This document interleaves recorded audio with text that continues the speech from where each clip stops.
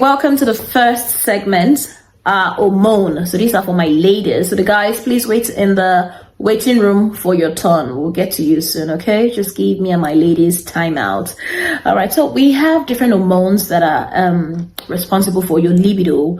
We have the testosterone. Oh God, that hormone is a tongue twister for me. I hope I got it correctly. We have the testosterone, we have the progesterone, we have the estrogen, and the cortisol. All of these play vital roles. The testosterone now is called the male hormone, but it's important for both male and female sexual health. So a low level of testosterone will cause, erectile dysfunction and then lack of, stimuli and all of that. So it is important that everything is in balance. Then we go to the progesterone and the estrogen. These hormones are responsible for a woman's reproductive health, but they are also vital for our sexual desire. So both of them have to be balanced. I think it's 3:1. Yeah, that's the way it's calculated. Yeah, 3 for the estrogen, 1 for the progesterone. So you don't need to know all the calculations, but it just needs to be balanced. And there are ways to balance this. I will get to that after I've said all of these, okay? And then we have the cortisol hormone. The cortisol hormone is the stress hormone. So chronic sex, my God, chronic stress can lead to elevated cortisol level and then, cause sexual dysfunction. That is, you're not in the mood because you're stressed. As in, this is a number one libido killer. Stress in men, stress in women. Women, we tend to stress so much, so much. We do so many things. We get involved with the children, we get involved with our husbands, we're taking care of the house, we're doing business with, I'm talking to myself too. I try as much as possible to get my libido boosted in different ways. I'll get to it. But naturally, if I were to let things flow naturally, I should stop stressing. This period, I'm trying to launch my course, books, and everything all together is just hitting me one after the other, and I'm not resting as I should.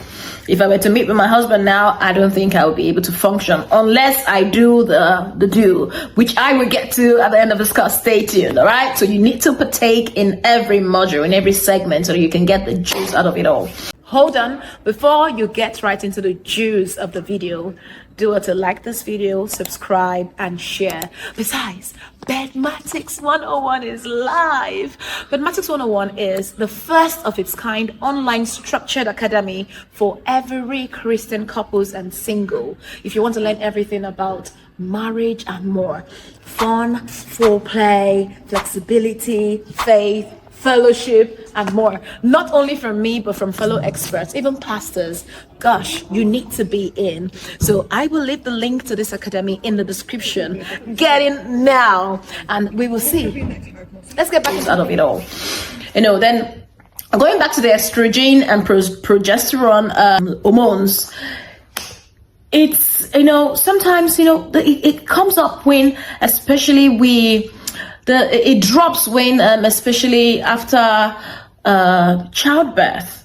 Once you've had one child and above, especially when you, not really especially, but yeah, through vagina or even CS, there's a tendency to just lose interest in sex because you're not feeling yourself. Apart from the old body image thingy, your hormones your hormonal level just drops. When you're breastfeeding. But first, when you're pregnant, it's not easy. Pregnancy period, my goodness, I've been pregnant 4 times.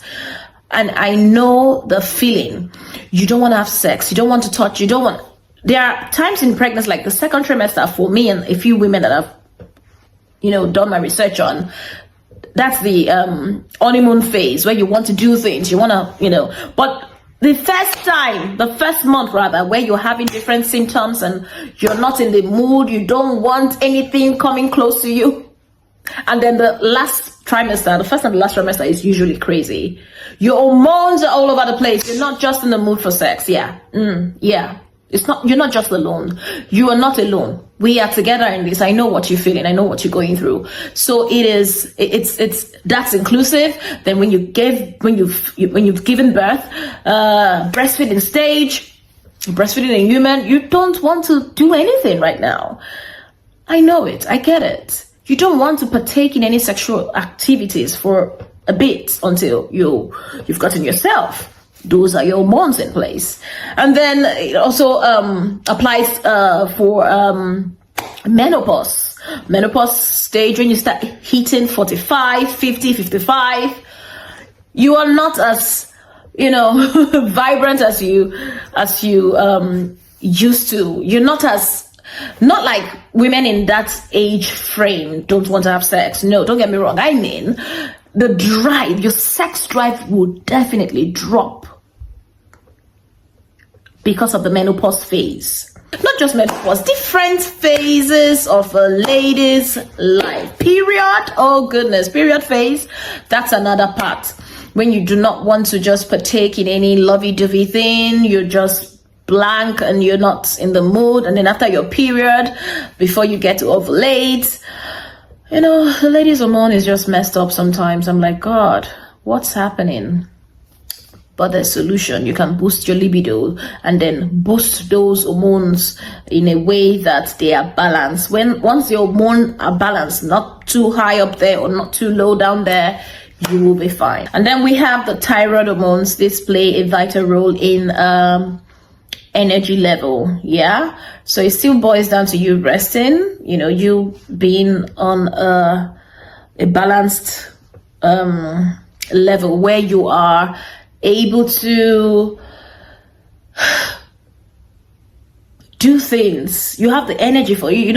Most ladies, they are always tired. Although some of them use it as an excuse to write off their husbands, but truly they are always tired. So we need your energy boosted. You need to get your own energy up there. Thyroid hormones play a vital role in metabolism and energy boosting and overall well-being.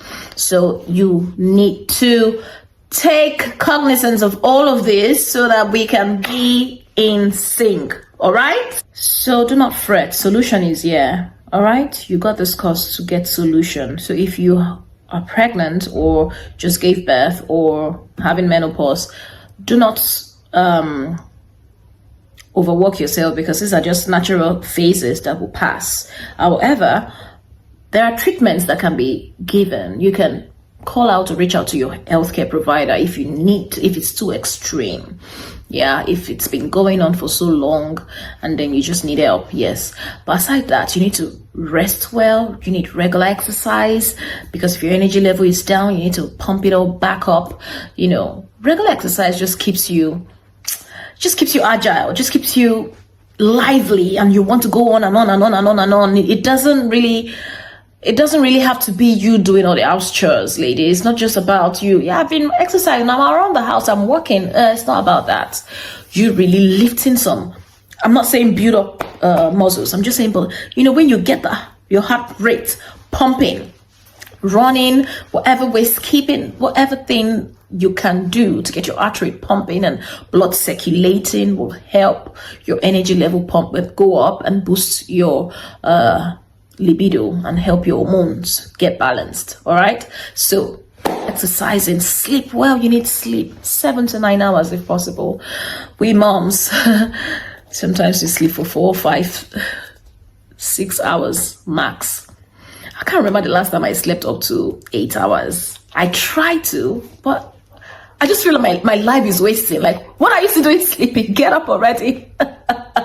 I'll see someone pushing me in the dream. Wake up. There are things that are needed to be done. But hey, don't overstress yourself. What I'm saying is just balance things up. All right, sleep well, eat healthy.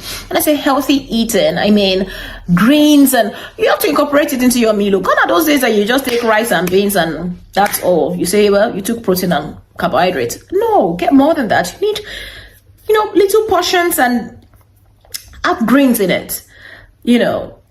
Vegetables, fruits. Some women don't take fruits. If I ask you, when was the last time you took fruit? It's been long you took fruits. You should be able to incorporate this into your lifestyle, healthy lifestyle. All of that contributes to your libido boosting. And then, most of all, you should take vitamins. Mine just finished. Mine, it's empty. Oops. It just finished. I need to replace it. So you need to take vitamins that are rich in magnesium, calcium. Calcium, optional. I meant magnesium, zinc, vitamin D, fatty acid. Yeah, omega-3 fatty acid. Yes, this one I take. I love it. It's got omega-3 fish oil. It's got all of the vitamins I just mentioned. If you want to get it, fine. I'm not running any advert for them, but I'm just showing you, yeah, on the side, on the other note. But there is my prescription at the end of all of this segment. You just watch out for it, because I trust you're gonna be tripped. Let's get into the next segment where we'll talk about your body. You would love this one.